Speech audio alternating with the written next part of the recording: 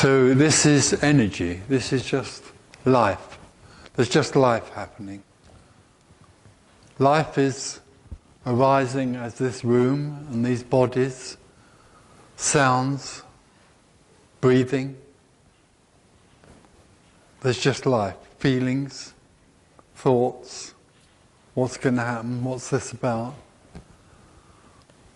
And so there's just that energy of life happening. And that energy is everything. It's free, and it's wild, and it seems also as though it can be logical and ordered, like this room looks like it's measurable and understandable. But also energy can be wild and chaotic and unpredictable. And it's completely free, so it can also be constricted. Because it's free, it can be anything, including constricted and separate. And when that arises in the human physiology, there seems to be a sense, suddenly in that separation, what arises is a sudden sense of there being an individual there, an identity arises. And a tiny child wouldn't recognize those ideas, but directly separation arises, there's a sense of there being something in here. There's suddenly an energy that centralizes in the body or in the head. And that feeling of there being a something here brings with it the sense that there is a someone. Suddenly as the child grows, it becomes a someone, a center. And it grows in a world full of other apparent someones. So it goes into a world that seems full of individuals. There are lots of other individuals. I'm an individual, and lots of other people seem to be individuals in this world. And so it really grows into a sort of reality of its own, in which it is separate, and it's a something in here, and everything that's happening outside are lots of other somethings. So I'm something, and the wall is something. I'm something, and she's something. She's something over there. She's another thing over there.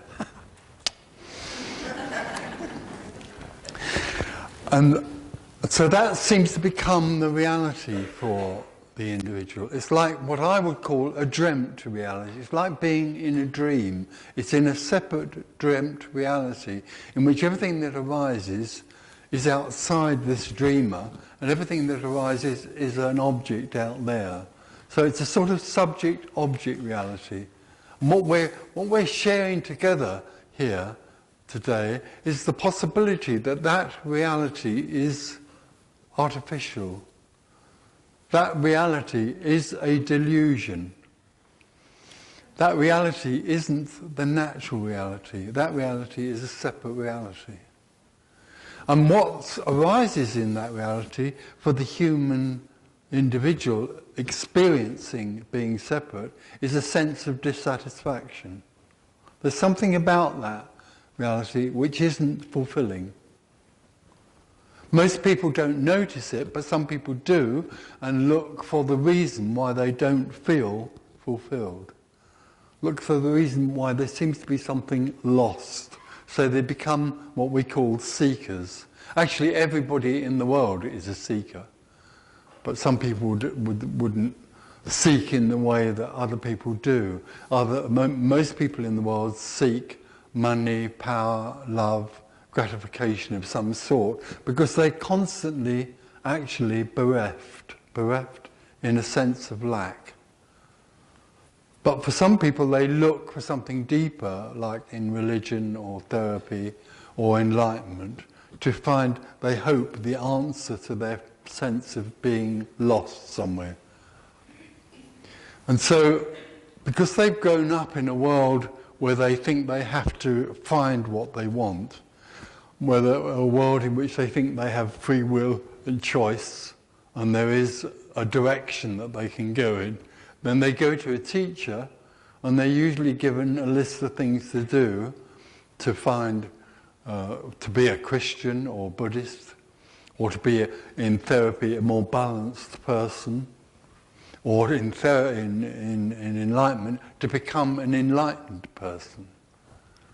So they have a list they're given and they try to follow that list. But the great, well, even more than difficulty, the impossibility of the situation for me is it only exists in a subject-object world. Me can only arise and function as a something in a subject-object reality. That's the way it functions. And so it's functioning and seeking in a finite reality for the infinite. It will never ever find the infinite because the infinite is already everything. So how can something find everything? How can something find another something in the everything? How can that which is finite ever comprehend or be open to that which is infinite? So the task of seeking and the whole processes that are offered by teachers about learning to meditate or be peaceful or silent or pure or whatever, all of those tasks are totally and utterly futile, because that which is the finite dreamer is trying to become something which is infinite.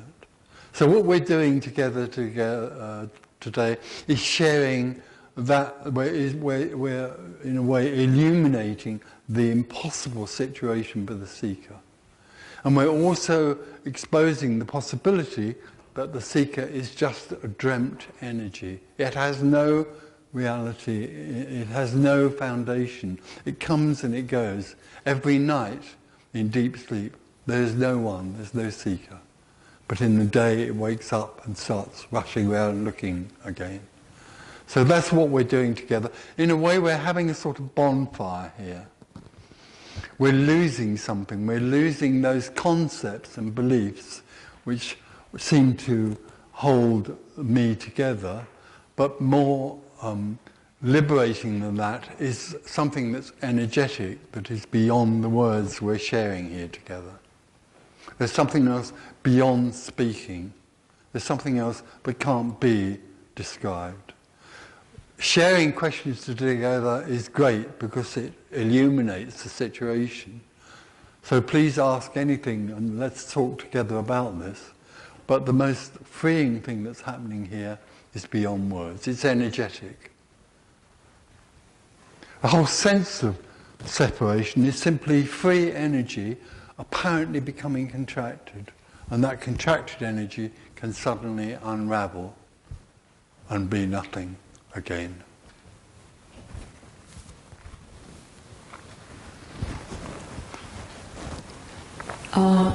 Is nothing can be done for less identification with story of me? No, there is nothing to be done. It isn't that there's nothing that can be done. A lot of people who don't like this message say, oh, well, Tony Parsons is telling everybody that there's nothing that they can do. Those words have never come out of here, because that would imply that there's someone there who can't do anything. This message is far worse than that. It is that there's no one sitting there. Yeah, because for me, like yesterday I felt great, and morning I woke up and it was like, oh, it's like this thoughts attack and quite uncomfortable. And you felt me, that? Yes, yeah. And then me again want to do something. Yeah, oh yeah, the me, let's be clear, the me lives in a reality where it can only go on doing things. It's on a bus, the dream bus, and every stop, it never stops at a bus stop because the bus stop says, what's next? So it's always, constantly, the me can only exist in a world where it's moving on, trying to know more and more. It lives in a world of trying to know more and more. So, because it can't know everything, because it can't know infinity, and infinity can't be known, it's constantly going on looking for infinity. So there's the energy of me is constantly be apparently doing something. It's endless. It's endless. This is about the sudden collapse of that energy.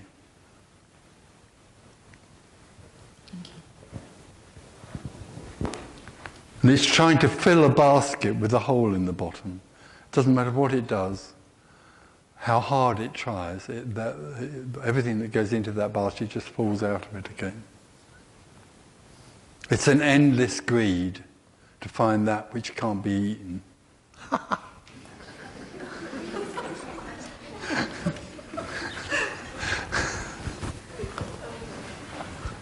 No, I wanted to share something. I don't think I have a question, but maybe you would have some comment about it. Just, I notice in my life that I have a lot to do, a lot of projects. I have, 2 businesses, a wife, 3 cats, and there's always... Oh, I've only got 1 cat, that's why I'm enlightened. Thank you. That's a joke, by the way. And there's always, some project, something to do, something to complete. And then I think, well, once I complete that, then I can relax. Yeah. But it doesn't happen. Or maybe there's a few seconds of relaxation, then is the next project and the tension around getting it together and managing it all. And it's just maddening. Yeah.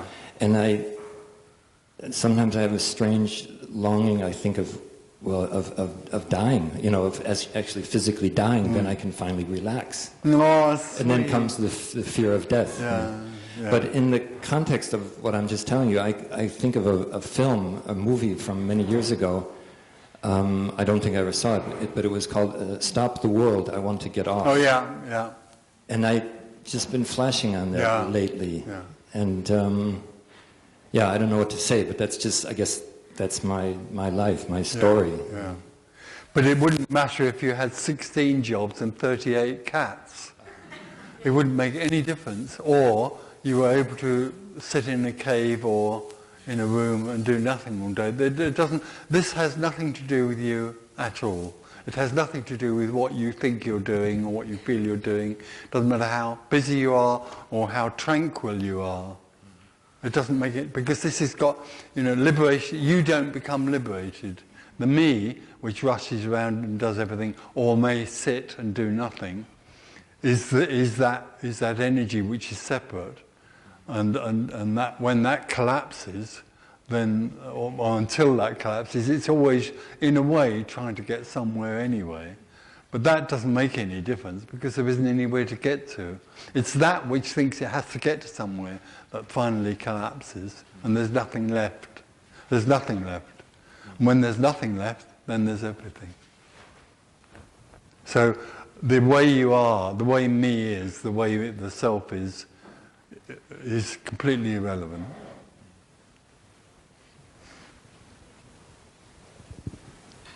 You can't get this right or wrong.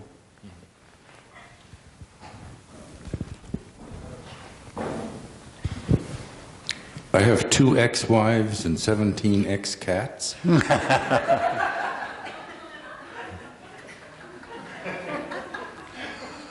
Calling something a delusion implies that there is somehow non-delusion. Non-delusion. I don't even want to say something. There isn't somebody who can have non-delusion. Yeah. Okay. So there's apparently non-delusion, which includes nobody. Yeah. Sure, why not? I don't believe that, even in Tony's case, that the me can have totally collapsed and the body still hanging around. There's something in the nervous system that knows what to move and what to protect. That's got nothing to do with me, though. Well, me isn't needed for the neurology and the physiology of the body to function absolutely perfectly. Yeah. In fact, when me isn't there, the functioning is 100%. Well, all the time me is there, it's trying to... Let's be clear that me is only an added bit of software that judges and thinks it can make a choice and that tries to do things right and wrong. The neurology works absolutely perfectly without me. It does its judging and its evaluations all automatically, unconsciously, without any need for a supervisor or whatever, or without a need for conscious direction. Absolutely. Conscious direction is bullshit. Actually. Sorry? Conscious direction is bullshit. It's only me that believes that it can consciously sure. direct. Yeah. Okay. So the me is completely and utterly, wonderfully useless and isn't needed for anything at all. Yeah, I'll buy that.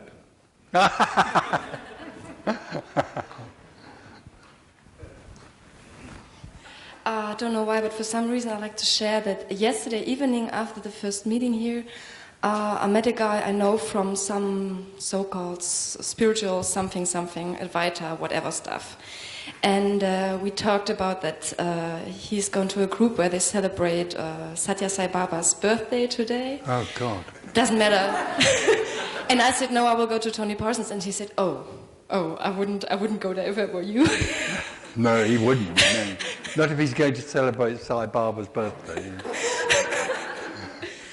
And we had some time in the train, in the tube, and I asked him why, and he said, yeah, because it's dangerous, because if you think you're nobody anymore, then what's about morality? It will be so blah, blah, blah. You know? So does he think that what I'm talking about is thinking that you're nobody? Who's going to think they're nobody?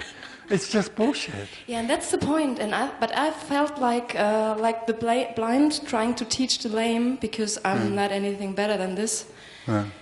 I felt that this is wrong what he's telling me, but at the same time I felt I have no choice to say something against it, because I'm in the same trap as he is. I wouldn't bother. Okay. Thanks. There's a gross misinterpretation of this message, which includes things like thinking this is the open secret is trying to tell you to think that you are nobody. If you really look at that, what does that mean? Who's going to think they're nobody? That's ridiculous. This message is about living in the moment. It's got nothing to do with living in the moment. This message is about thinking you are oneness, or knowing you are oneness, or knowing you are a present awareness. This message has nothing to do with any of those things those sort of people apply to this message or think of this message as. It's grossly misinterpreted. And I also have the feeling if people like us trying to talk about it, it's getting even more bad or worse. You can't think of it. It can't be described, so there's nothing, it's not worth talking about in those terms. Honestly, I'm sometimes really sick of all that spiritual whatever stuff. Yeah. I mean, this is so The only thing annoying. you could say that there's a difference is that those sort of teachings are based on something that's personal. They try to help a person have an experience. This doesn't seek to help the person because it doesn't recognize that there is such a thing. It recognizes that the idea of the person is a delusion. So any teaching is the whole energy of teaching, the whole, you could say, purpose of teaching is to help me have a better experience. That's the only way you can talk about this to those sort of people.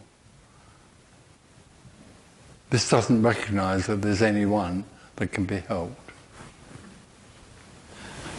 Tony, when there is physical death, is it the end, or is there a risk that it goes on? In normal terms, if there is living in the illusion of there being a me, physical death is simply the end of that illusion. Physical death is the end of the illusion that there is someone that's separate. That's all it is. So there is no risk that when the body dies, there is still some spirit or anything? No, there isn't a spirit or anything. There's just a body within which there's a belief or a sense of there being a separate identity. When the body dies, when the body literally in what we call dies, that is no longer there. It can't be supported because it's supported in the body. It's a held energy in the body. When the body dies, that energy isn't there anymore. Or there can be a collapse of the energy, the apparent energy of separation in the living body. They're both the same thing. And nothing continues because there was never anything there before. So, the idea that after death something continues is based on the idea that there was somebody before that who would die. Nobody was born, nobody lives, nobody dies. But I mean from the perspective of delusion. Well, the illusion has all sorts of strange ideas about reincarnation and energy going on after death because it wants to think it will continue. The me is absolutely invested in self, in continuing after death. So you get all sorts of stories about reincarnation. It's just the desperation of the me who's afraid of not continuing. And whatever appears from the perspective of this body. Whatever appears to me is an object as a separate arising, something that's separate to this. That's the delusion that the me lives in, that everything that's arising for it is a separate object.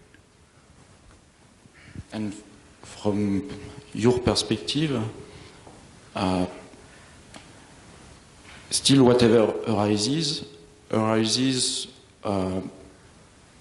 seemingly like where you are. Well, no, I'm not anywhere, but what arises is what is.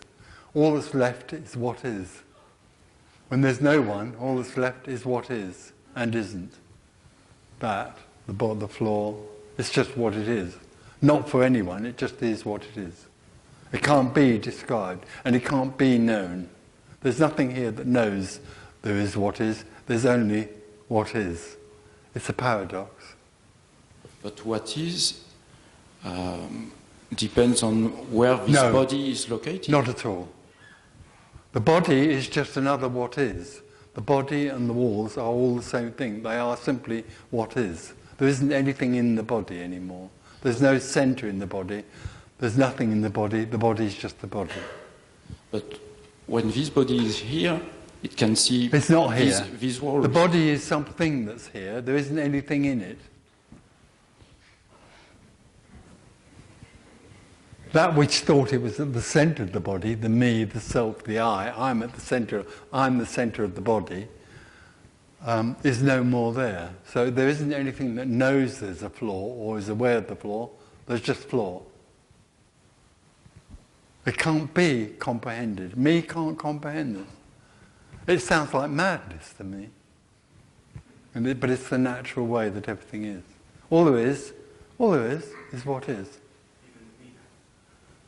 Even you. Well, the me, yeah, but the difficulty when there's a me is that the me thinks it's a real thing in here, and when it looks at the floor, it thinks it's a real floor. That's the difference. The me in here, not with the floor, but the me in here transforms the floor into a solid object, into something real. When that me drops away, it's quite, well, not obvious to anyone, but the floor is then what it naturally is, energy flowing. It is and it isn't.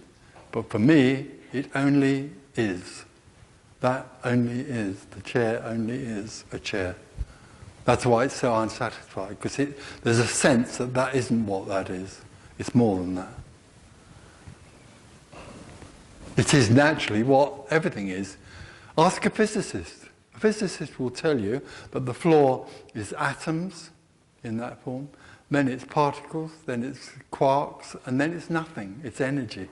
It's energy taking that form. That's the natural reality, which the seeker longs for. The seeker longs for that, but can't find it.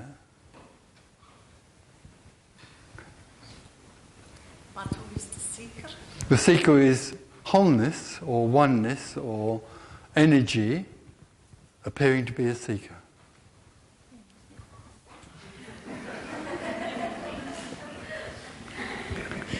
The seeker, the me, is wholeness seeking. Wholeness energy can contract itself and appear to be separate from itself, and then it seeks itself. But it can't find itself because itself is everything. The seeker looks for something. The seeker's looking for a something. I'm a something, so enlightenment is a something. I can go and find something. If I go far enough and dig enough holes, one day I will find enlightenment. Never, because enlightenment is all there is already. It can't be found because it's everything.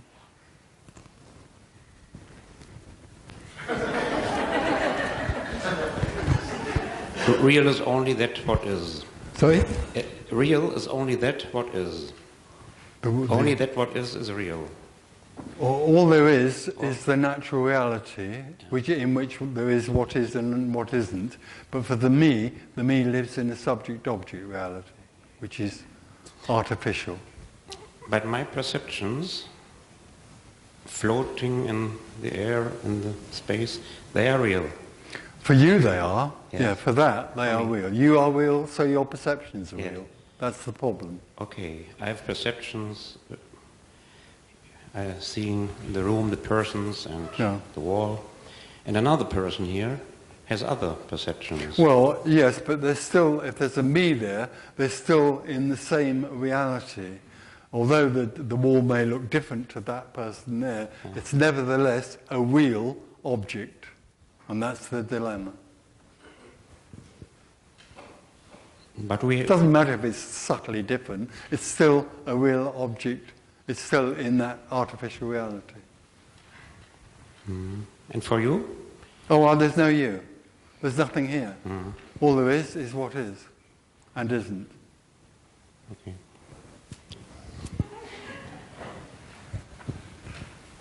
So the contraction of energy... I don't think that's on, but it might be. Is it on? No. The contraction of energy... The contraction of energy is only apparent. It's only apparent. It's only apparent. It's not real, it's just apparent. So how can it collapse? Oh, like everything else, the unreal or the delusion can suddenly not be there. So the collapsing is also apparent? Oh, absolutely. There's only everything is only apparent. Nothing's happening. Okay. There's no such thing as liberation or... Seems to me like a superimposition. Yeah, it is. What we are talking about is all these superimpositions. Yeah. Okay.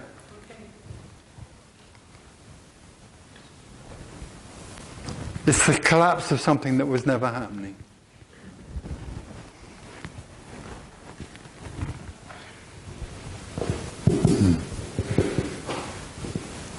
So there's nobody who knows. But my me has the impression that it has to acquire knowledge to be able to cope with the world, to study books and know things. You can know how to drive a car, in simple terms, yeah. You can learn how to drive a car. Oh, the me can know how to drive a car, apparently, but it can't know the infinite, because the infinite is beyond knowing, is unknowing. There's the one thing that can't be known is the infinite. But of course the me puts a huge amount of energy in trying to know the infinite. It never can. So is this knowledge, is this useless? Totally. It's useful for the me to make its world more comfortable. If it knows what to eat for dinner or where to drive to get to London or whatever that is. But as far as the infinite or whatever you like to call it, liberation is concerned, of course it's completely useless. And the greatest difficulty for all of me, is the only way that me can exist is by knowing that it exists. It's called self-consciousness. And that's the greatest dilemma of all for me. Me lives in self-consciousness and believes that it is real. That's the agony of me. And because it knows it's real, and it's been brought up to believe that knowledge is power, then it very sweetly then thinks that it can become enlightened through knowledge. So if the me drops away, where does the knowledge come from? Is there still... The knowledge, everything comes from nothing, so knowledge or knowing is nothing appearing as knowing.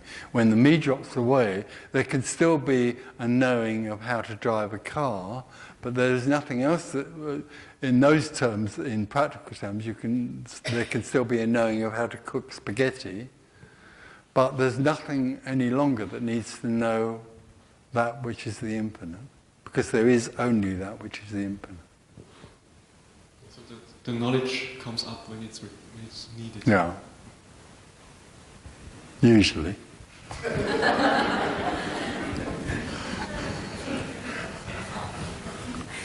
But also, when there's no me, it is then the idea of knowledge and gaining things is no longer relevant, because there is only unconditional love, so there isn't anything any longer that needs to get anywhere.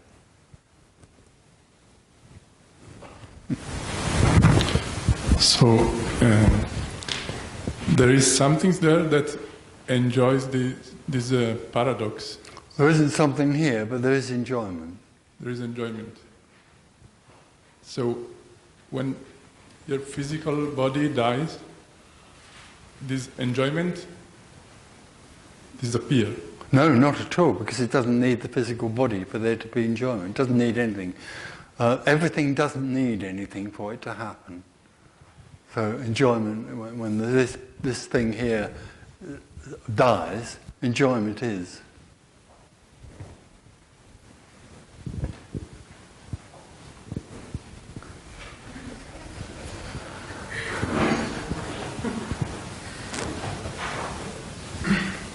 The whole arrogance of me is that it thinks that nothing can happen without it. It's sweet. Thousands of years ago, it was believed that the earth was the center of the universe, and that everything revolved around the earth because it was the most special thing in the world.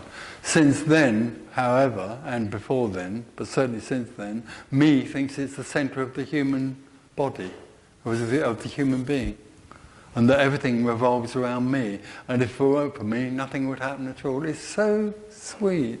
It's such bullshit.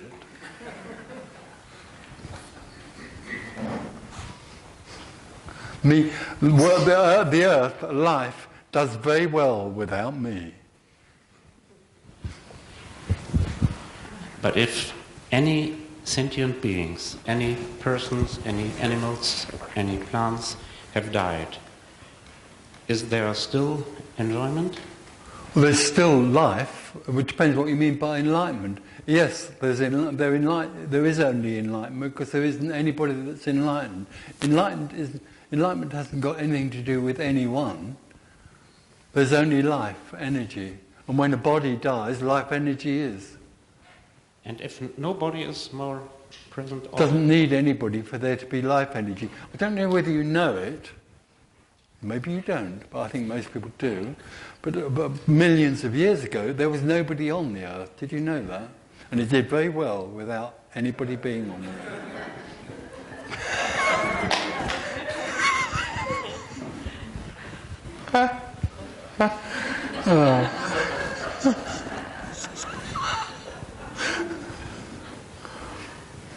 It's not doing so well now.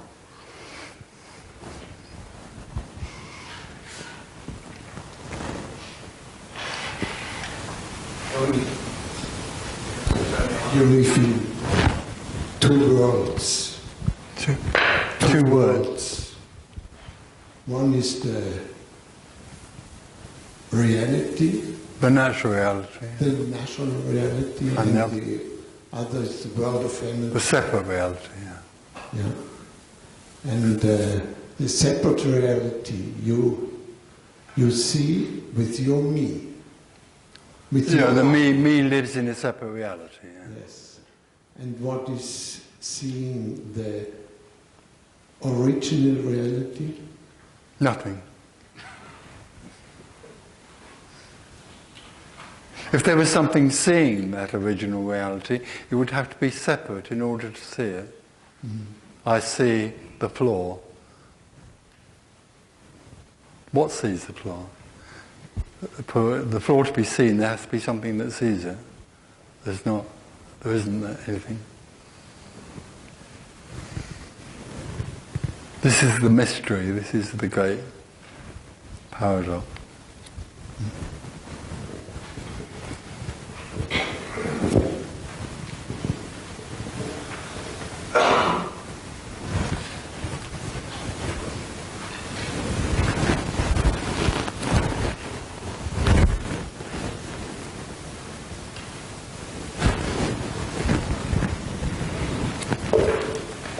And if I ask you a question, who is answering this question? Well, nothing is actually asking the question and nothing is answering it. But when when the question comes out of and through the me, then the me interferes with that and is part of that question. But in fact, nothing is the source of everything. So there's no me, there's nothing that knows anything. There's nothing that has anything here answering the question. It's just nothing answering the question. It comes out of nothing. The response comes out of nothing. It doesn't come out of anything that's known or owned. It's just I interpreting it. Sorry? I'm interpreting. Oh yeah, the me interprets it. And wants to hear what it wants to hear. It doesn't necessarily hear what the response is. Usually. And anyway, it can't comprehend the response because we were just talking about seeing the floor, But as far as me is concerned, how is it possible that the floor can't be seen? Well, that's the natural reality, but it can't be described. So the me can't comprehend how there can be a floor without it being seen. How can the floor be there without me seeing it? Very easily and naturally. It just is what it is. So the response comes out of nothing, and the me that asks the question can't necessarily comprehend the answer, or the apparent answer.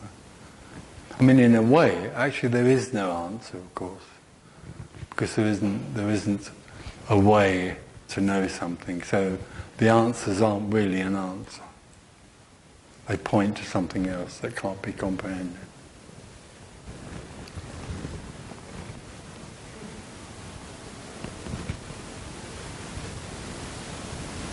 But the me is only no thing or energy pretending to be a me.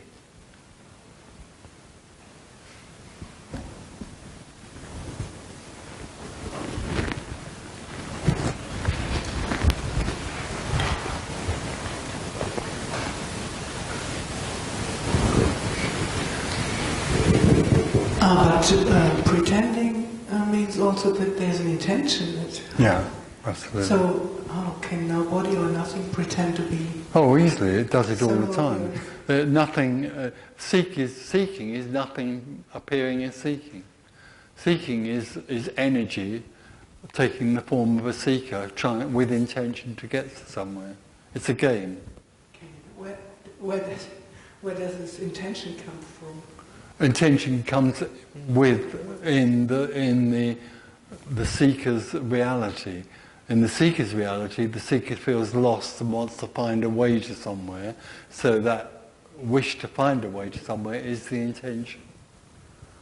The energy, boundless energy, doesn't need an intention because it's already everything. It's already fulfilled. This is already fulfilled.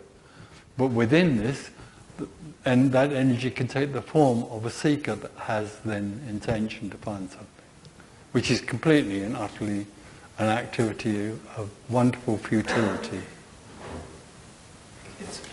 Which is, the seeker's intention to find something is utterly futile. Yeah, of course it is, because there's nothing to find. It seems to me to be like oscillating. Yeah. From nothing or formless into form Yeah. and back again. Yeah. Well, it isn't, because form is the formless. that's the idea that the formless takes form is a dualistic idea, and that's the basis of all seeking energy. That it thinks there's something else to find. Or in the natural reality, the formless is the form. There is no difference. But when experiencing is very futile, it's like there's really nothing in the form. There's nothing, or the form is nothing. Yeah. So sometimes when I'm speaking or asking a question, I'm always afraid that the question or the words go away or thoughts go away before I can put it. Before you can ask the question. Oh, right, yeah, that does happen. And it happens very often. Yeah, it does, yeah. And this sort of energy questions arise and then fall away before they even get verbalized. There seems to be no glue or there's no glue. Cohesiveness. No. So it drops away. There's nothing to hold on to.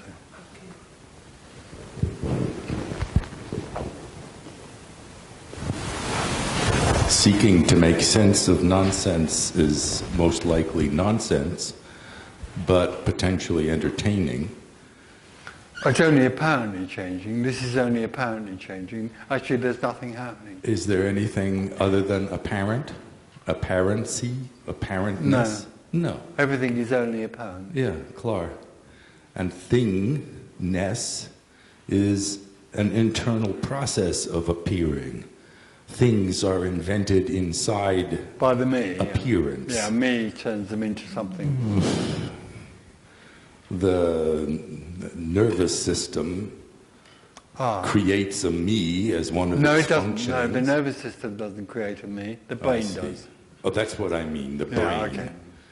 The brain is the biggest hunk of the nervous system outside the spine and the peripheral nerves,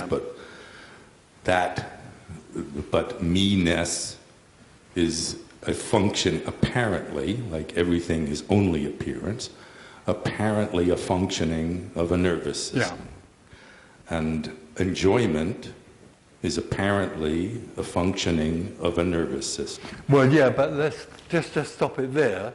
But when there's no one, there's just enjoyment. When there's me, the me claims the enjoyment. It's my enjoyment. Clear. Yeah. It's like a... And so, without nervous systems of any sort, if there were no nervous systems of any sort, including no data information processors of other sorts, there would be no enjoying. Oh no, no. A nervous system is just a mechanism. Yes. Enjoyment is energy. Energy. Well, what's energy? What's energy? Energy is everything. Energy is... Yeah. What? So energy is nothing arising as apparent energy. And within that, there can be enjoyment.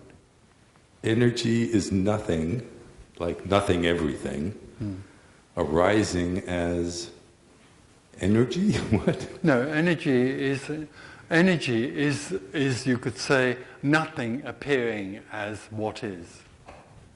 Okay, so that's your definition of energy, which is very different from the physicist's definition and... Oh, the physicists see the two things apart, yeah. I'm sorry? The physicists, if they are a me, see those nothing and matter as two different things, yeah.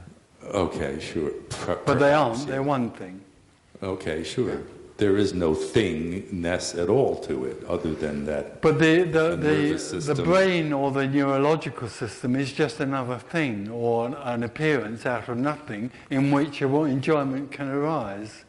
Yes, in which everything that is or appears, everything that appears. No, not at all. No. In the body, the neurological system is part of the energy that enjoyment can arise in. It doesn't have to be in that. It can be anywhere. Oh.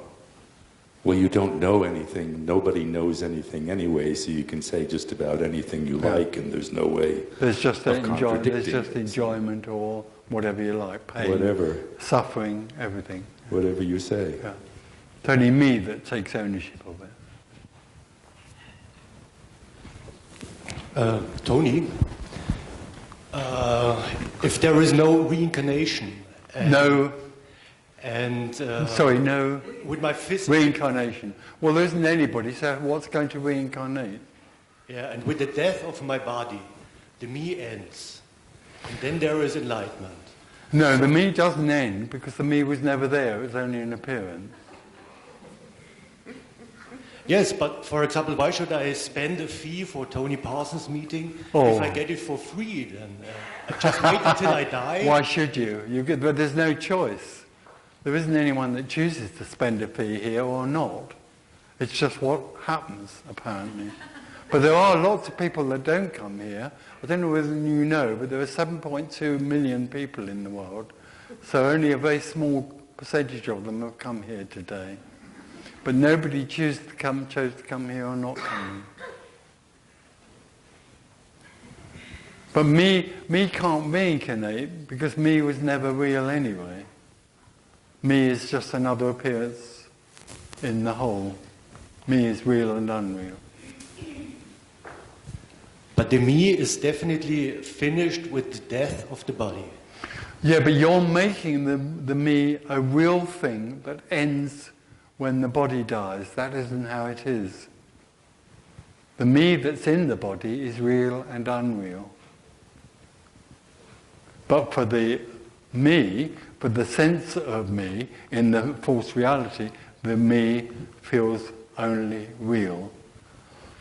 And therefore the me thinks that when the body dies, maybe the me will die with it. But only a real me. The dilemma for me is that he thinks everything is real.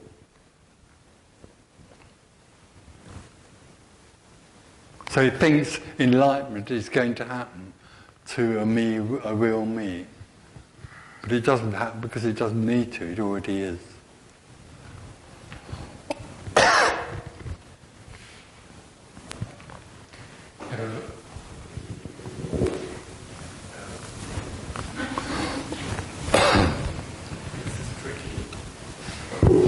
Very tricky.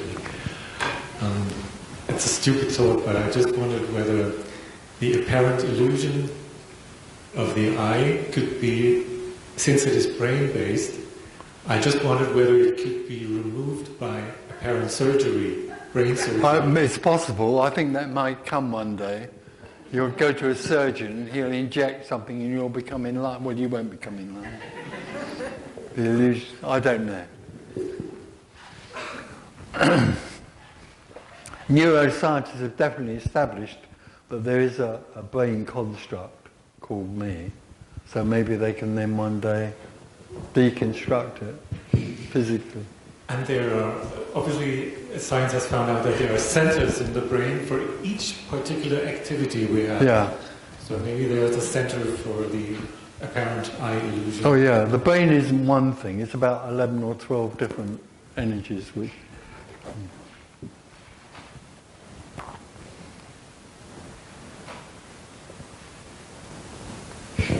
So that would put you out of work anyway. Well, that's why I'm doing it quickly before they make that discovery. I just wonder if the dropping away or the collapse of the me's is a shock. It can be for some and not for others. For some it's very... there's all sorts of things that go on before, which we call a period of awakening, where the me tries to survive, so it fights back, and we've got a lot of neurosis, which is there anyway, can arise. So it seems to be a bit of a battle in awakening that seems to happen. For others, it's very cool. There's sort of there can be an awakening, there usually is, which is a prior to liberation, and then the me, the energy of me simply isn't there anymore. It's not necessarily that noticeable, but for many people it can be quite a dramatic. Mm-hmm. So for me it's quite a bit logical. I do stone carving, and it's like taking away layer by layer by layer. So until the real form of what appears or comes out. So but it isn't like that. It's not like that. No. But it is like a very sudden event. Subtle. A sudden. Oh yeah, the final thing is sudden, because the me lives in a real time. It lives in the illusion of there being real time, and then it suddenly isn't there. So the real time that was there with me suddenly isn't there. So it's a timeless event. And then it's irreversible. Yeah, well, it's irreversible because me was never real anyway. Yeah, but this is the shock. Yeah. Yeah. But the seeing of this is the shock. Yeah.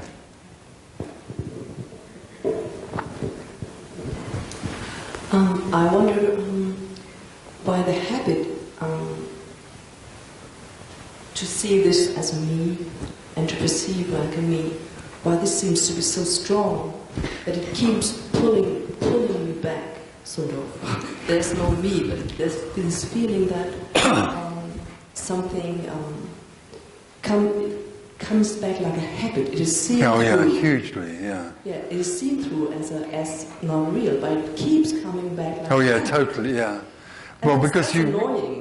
I know, it's all because you've grown, the me has lived in the body for many years, and it becomes more and more powerfully in the body, because of living in that reality. Then there's a reference, there's a constant reference to me making its life work. This is all a delusion, but it's a very powerful delusion. It's a dream. It's like a very powerful hypnotic dream which becomes completely convincing. You ask most people in the world and they'll tell you that there is definitely a me, and it's living in a story which it can make better or worse. So that's incredibly powerful. When there's a sense that there's something else beyond me, then there's also a fascination for me to try and find that. That's why there's so much religion and seeking and so on. So the habit of me is a very powerful, well, it's a conditioned energy which goes on every day being reinforced. And it's especially reinforced by the idea of there being a teaching or religion that you can follow to find fulfillment. It's even more, the me is even more reinforced by any teaching which promises enlightenment or whatever you like. Because the me goes on and on trying to find that which it longs for. So it reinforces the sense of there being a me looking for something which you will never find. Even, and that's what I wonder, even if it has been sort of, there has been clarity that it's an illusion, and even then it's still there. So even if there's an awakening and there's nothing, then the me comes back, and then there's a dance between me and being. Even then the me is in some ways even more powerful, because it now begins to suspect that it's going to lose its life, so it fights even harder to survive. It wants to survive. Yeah. And it's coffee time.